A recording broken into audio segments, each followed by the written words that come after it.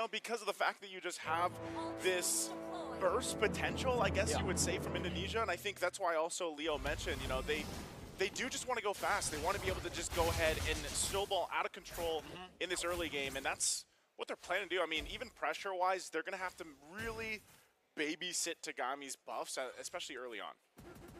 It's going to be real tough. We were talking about a possible maybe after the middle of the first pick, an Alpha plus the Hilda, right? That would definitely stop any assassin that Cambodia would try to utilize here. And the fact that they go for the Hayabusa, and then after that the Kadira, it just really shows you that Indonesia are just feeling it, man. They're really confident right now after game number 1. How do we say that they're not confident? They got that game in a full kind of domination way. So, I don't know. For them, it's all just about comfort at this point, right? Cine, this is one of the picks that has given her so much success in the past. So, it's Cine on a comfort pick. It's Viva on a comfort pick too, on the Hayabusa. Both lethal ignitions, like they said, they just want to play super fast, super aggressive from the start. But not going crazy with it too, right? I mean, they still have ways to actually go for plan B. And the plan B is in Chell. That's why they already have that Moskov. Can actually still play for the mid to late, can stop Tagami in a lot of these skirmishes with the Spear of Misery. So they have plans to fall back on if this early game, this fast-paced gameplay doesn't go in their favor. I almost see, you know, if you want it to be in your favor too, you're going to have to go ahead and get the scaling going, get the momentum going. Wow, under the turret. Shadow kill, first blood. Vivo just picks it up top. As I was saying, you know, you want to be able to get the momentum going and get things going, especially when you have a Fanny. But as soon as I say that, Vivo goes and makes her own play up top. So that's good pressure and pacing, because now this turtle is up. So Cambodia will start this. I think they're just going to blitz it and make it go as fast as they can. They should be able to just grab this objective. Fumi and Vivian are there, but there you go. Tagami will get it. Maybe a fight. Petrify the back, finding enough waves as well. City punishing the Fanny. Tagami down. And SOD does connect. Let's see if they actually want to go for this. The purple buff is up, and this should be the goal for Indonesia. They give the turtle a wave. They can't get the purple away from the Fanny. It'll be massive. Fumi Echo already level 4. Moshi level 4 as well. They're both going to just maneuver away from the purple buff. It's too risky for Cambodia to take. It's too risky for Indonesia to stay. Whoa. Purify out of the implosion. Very good escape from Vivian, I guess. Yeah, Vivian almost at level 4, so she just does hit it. But, you know, it's more so that thing where it's like, you know, Indonesia is just like, all right, if you want to grab a turtle from, if you want to be able to grab objective, then we at least get something out of it. And that was that, you know, that burst kill that Tagami faced from Cine. And I think this is always something that you're going to have to watch out for. And I like the Tigreal. I'm glad that, you know, Cambodia has that and is able to go ahead and set things up with an implosion. But, you know, like our panel mentioned, there's so many tools to deal with this. And Vivian taking a little trip there with the Circling Eagle. Looks like Tagami also in the area, but might want to just kind of be careful, because look at this right here. Vival also there with Cine. And so when I'm looking at Cambodia, you know, the transitions in this game and how they can build up. Spear. Whoa. And the Spear of Misery to pin her down. US still able to flicker her out, but now gets the implosion onto Vivian. Still no Purify. The second round, the Cutthroat.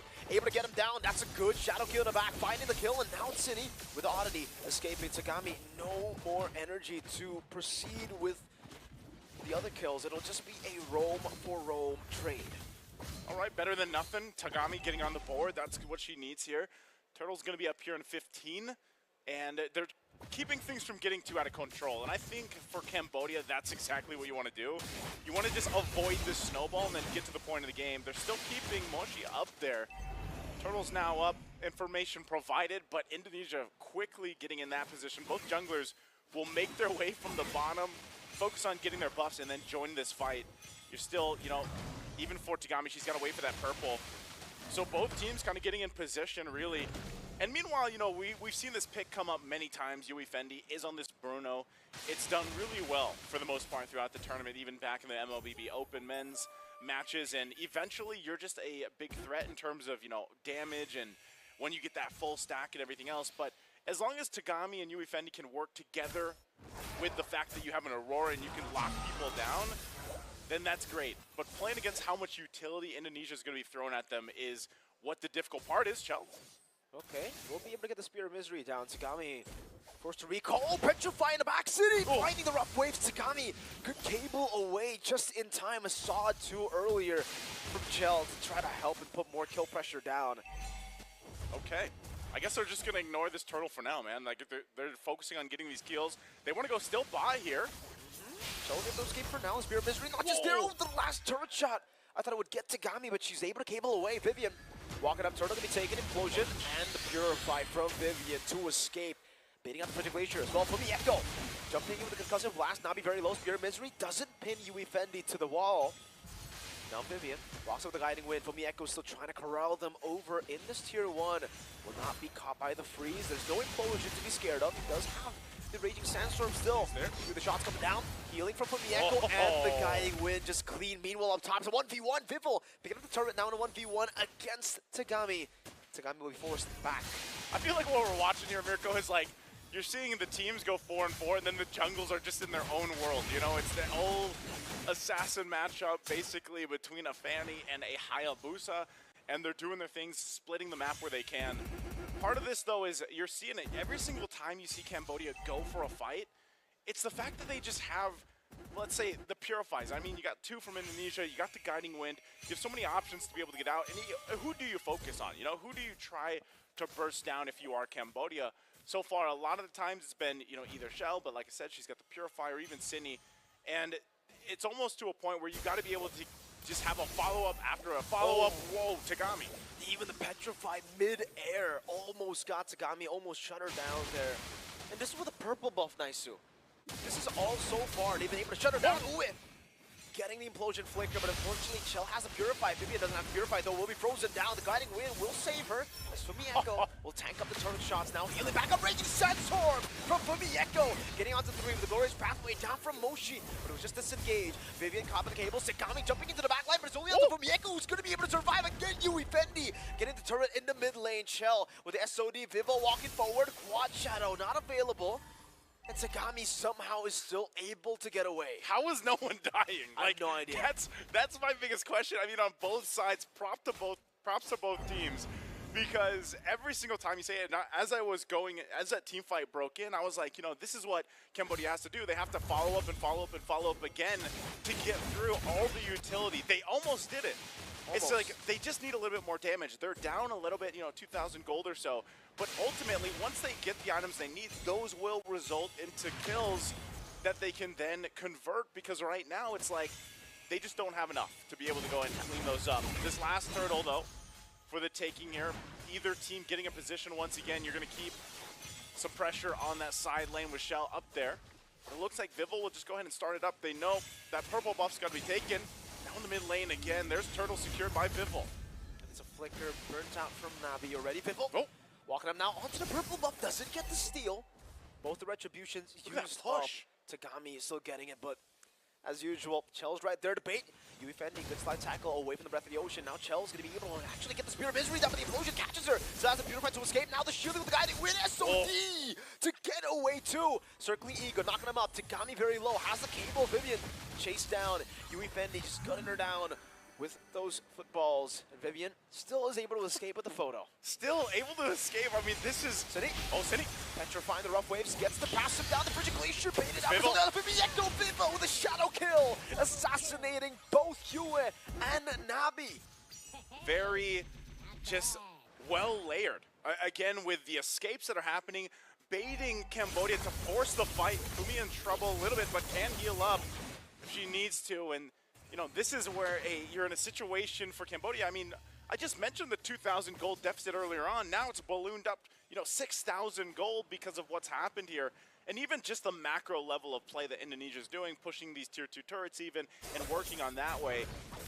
Cambodia really doesn't have an option. They have to be able to go and fight, and they've been doing that. It's just, again, capitalizing on those fights, capitalizing on the fact that you are able to burn some of the Purifies from Indonesia. Oh, no. Wow.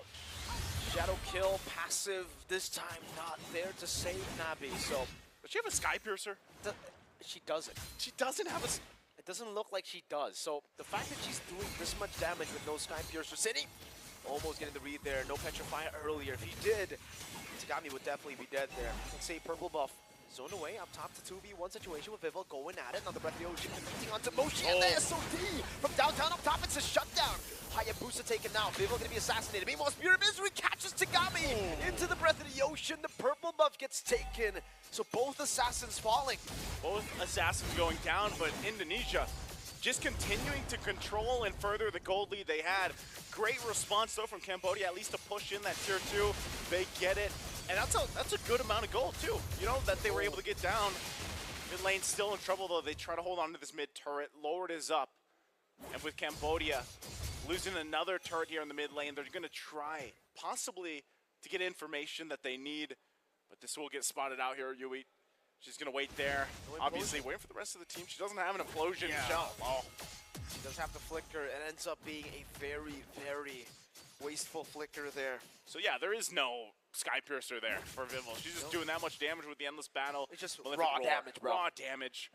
And Shell also picking up another defensive item. They're locked and loaded for being the aggressor, but also being able to defend pretty well. Malefic Gun, too, for Yui Fendi, but this is just a Lord going in the hands of Indonesia.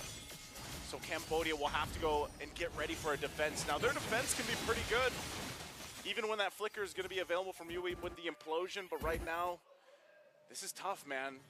Being able to get to a point where you have to defend in the base with Tagami on this Fanny, who can provide some pretty good damage, but it's difficult, right? You are going to be relying too on a proper Frigid Glacier, but like I said, you got to get through the 2 Purifies plus the Guiding Wind.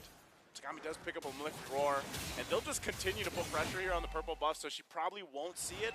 Good push, though. She's just doing her own thing down bottom. Shell was just trying to keep her under control. Purple buff up. Lord making its way down bottom.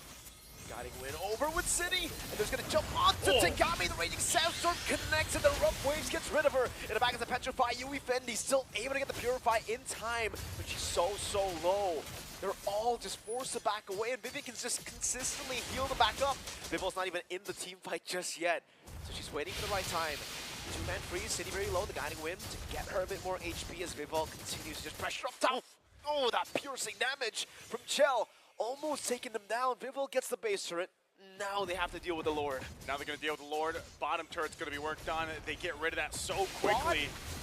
They'll try to keep it together. Mid turret now. Can they defend against this push? Lord finally going down, but they might try to end this. Nabi, say goodbye to the passive. We'll be able to flicker back in time of Vival. This escapes as she goes in with the Shadow Kill. Raging Sandstorm preemptively from Fumi Echo. Trying to possibly go for a read. Tagami doing a good job with cables here to try to just dismantle the move. It goes into the back with the implosion, but they're all purifying out.